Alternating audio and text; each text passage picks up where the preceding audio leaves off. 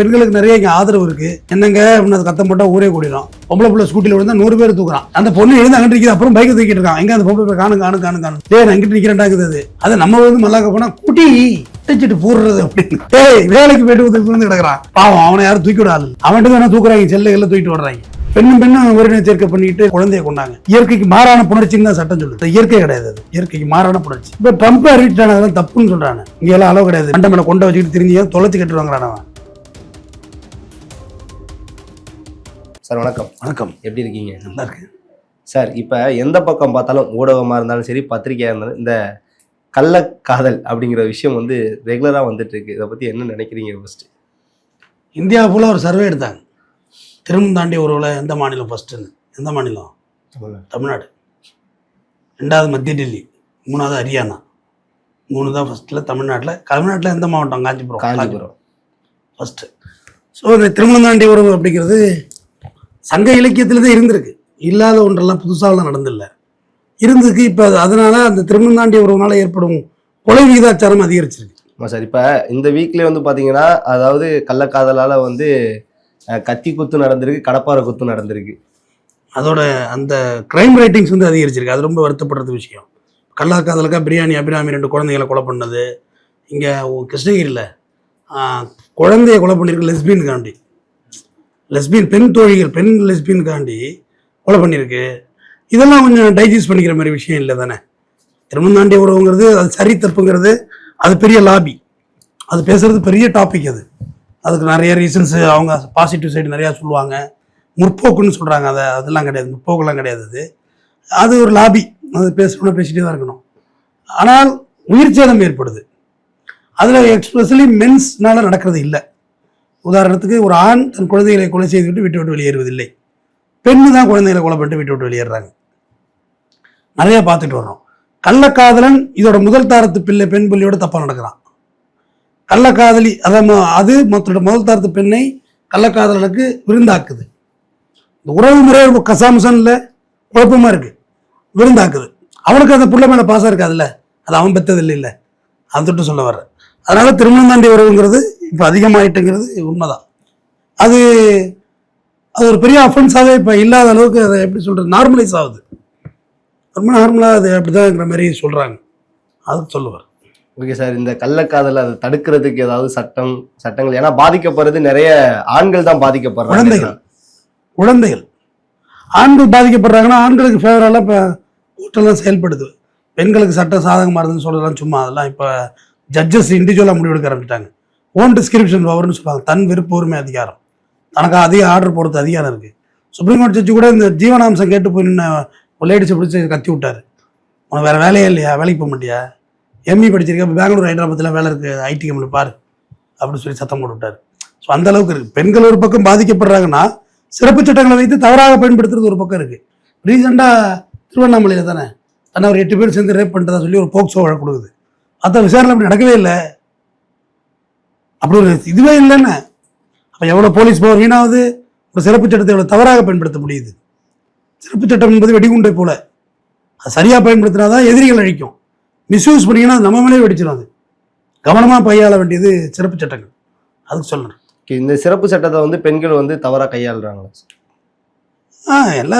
எல்லா சட்டங்களும் சரியாக பயன்படுத்துறது இல்லை. பெண்களுக்கு நிறைய இங்கே ஆதரவு இருக்குது. என்னங்க அப்படின்னு கத்தம் போட்டால் ஊரே கூடிடும். பொம்பளை பிள்ளை ஸ்கூட்டியில் விழுந்தா 100 பேர் தூக்குறான். அந்த பொண்ணு எழுந்து அங்கிட்டு நிற்கிது, அப்புறம் பைக்கை தூக்கிட்டு இருக்கான். எங்க அந்த பொம்பளை காணும் காணும் காணும் காணும் நான் அங்கிட்டு நிற்கிறேன்டாக்குது. அதை நம்ம வந்து மல்லாக்க போனா குட்டி திச்சிட்டு போடுறது அப்படின்னு வேலைக்கு போயிட்டு விழுந்து கிடக்குறான். பாவம் அவனை யாரும் தூக்கி விட ஆளு. அவன்ட்டு தானே தூக்குறாங்க, செல்லுகள்ல தூக்கிட்டு வர்றாங்க. ரீல்ஸ் எடுக்கிறது. என்னது அதுதான் நடக்குதா? ஆமா, நம்ம வந்து படம் எடுப்பாங்க, ரீல்ஸ் எடுத்து போட்டுவாங்க, ஃபாலோ பண்ணுவாங்க. இந்த இடத்துல ஒரு விபத்து எடுத்துருக்கு, அடுத்த ஒருத்த உழவுக்குள்ள எடுத்து போடுறாம்பாங்க. பொம்பளை பிள்ளைன்னா வேற மாதிரி இருக்கு. இப்போ நேற்று எத்தனையாயிரம் கொண்டு போயிருந்தோம். நான் தம்பியெல்லாம் போயிருந்தோம். படம் ரிலீஸ் ஆனிச்சில்ல கரை, அது ஃப்ரெஷ்ஷாக சீட்டு கொடுத்துருந்தாங்க. அங்கே போயிருந்தோம். அப்போத்தான் நானும் தம்பியும் தான் அதே போயிருக்கோம். அதுக்கெல்லாம் ஜோடியாக வந்திருக்காங்க. இதை பார்த்து வயிற்று பற்றி எதிராப்புல தம்பி வேற. பட் எப்படி எடுத்துக்கிறது எனக்கு தெரியல. காலங்காத்தால 8:30-9 மணிக்கு ஜோடியாக மேக்கப் போட்டு வந்து எல்லாம் கண்ணூட்டி தண்ணி வைக்கிற மாதிரி இவ்வளோ ஒரு டப்பாவில் பாப்கார்ன் வேற, எல்லாம் ஓசி தீனி காசு கொடுத்து வாங்கினா தெரியும். 600 ரூபா 700 ரூபா விற்கிது.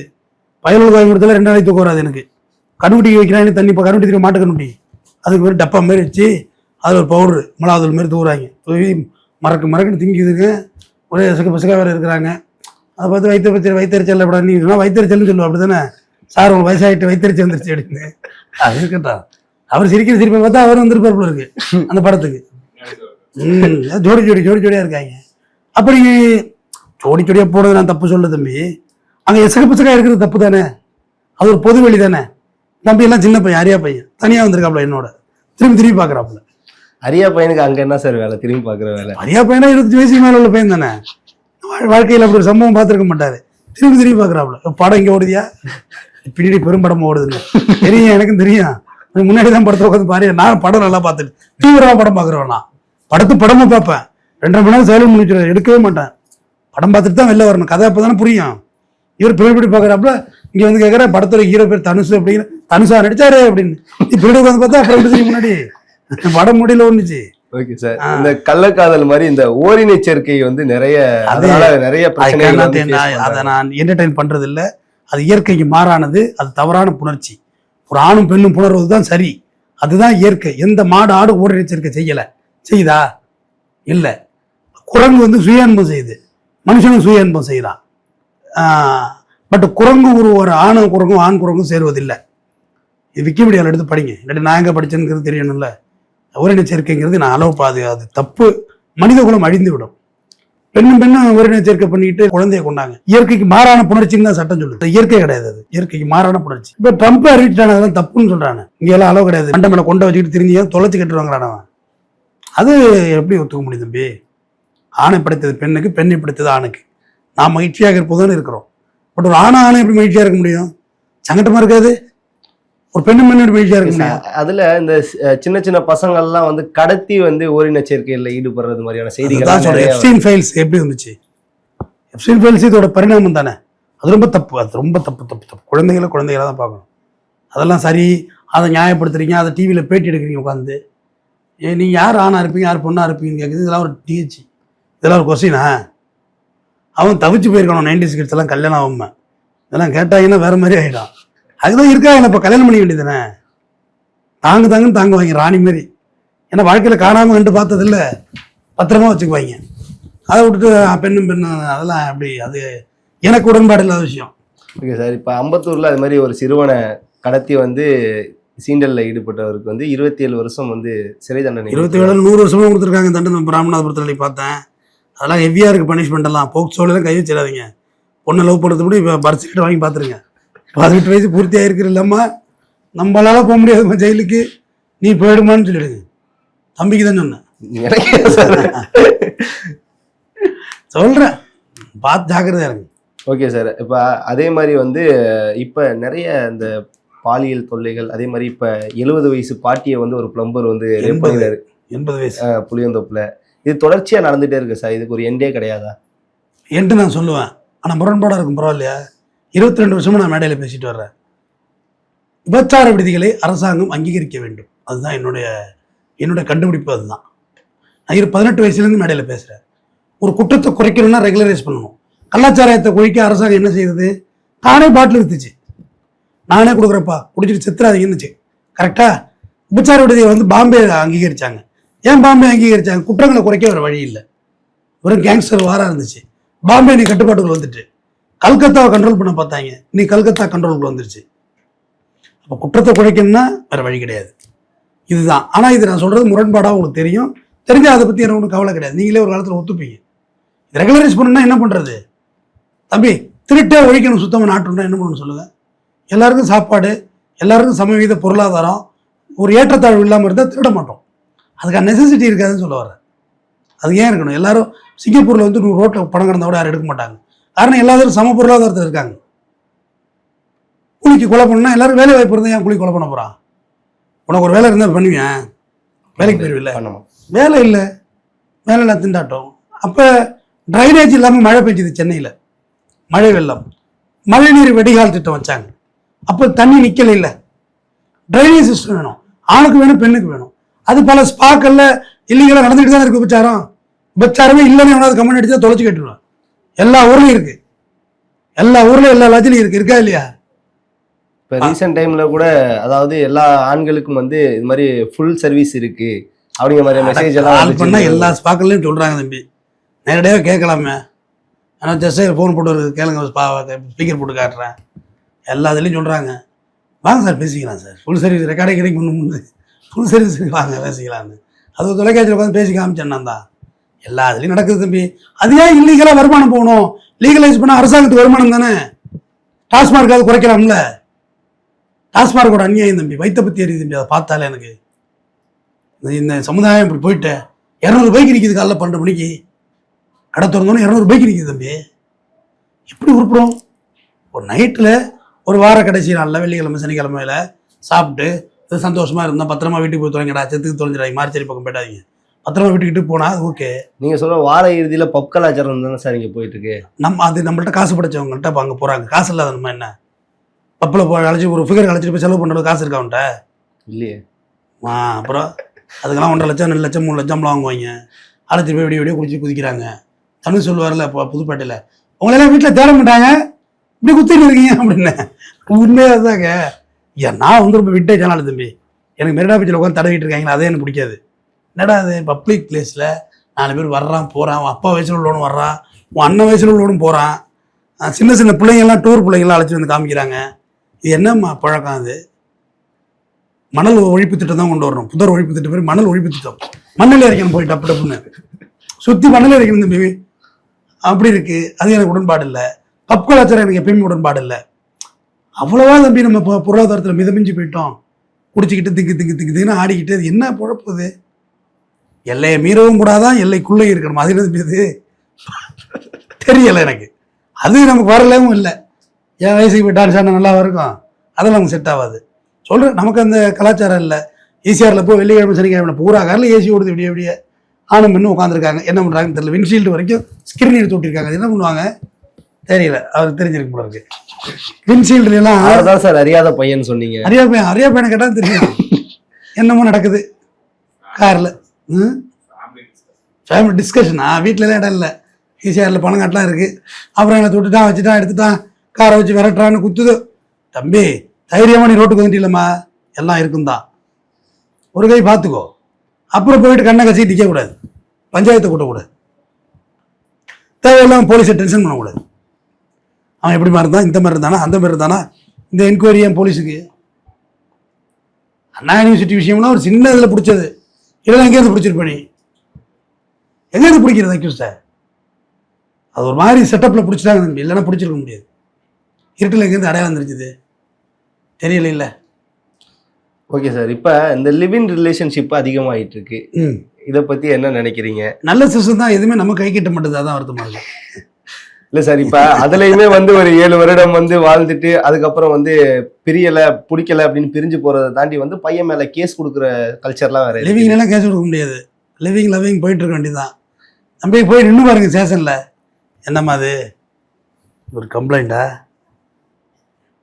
பக்கத்து தெருவில் ஒரு கொலை நடந்து போச்சு, அந்த வீட்டில் ஒரு 300 சவரன் நகை அடிச்சு விட்டோம் நைட்டு. இதில் எப்படிமா உன் புகாரை விசாரிக்கிறது? பார்த்து பேசு, சரியாக பேசு, சரியாயிடும். நாங்கள் வர்றாங்கன்னு ஜீப் எடுத்துகிட்டு போயிடுவாங்க.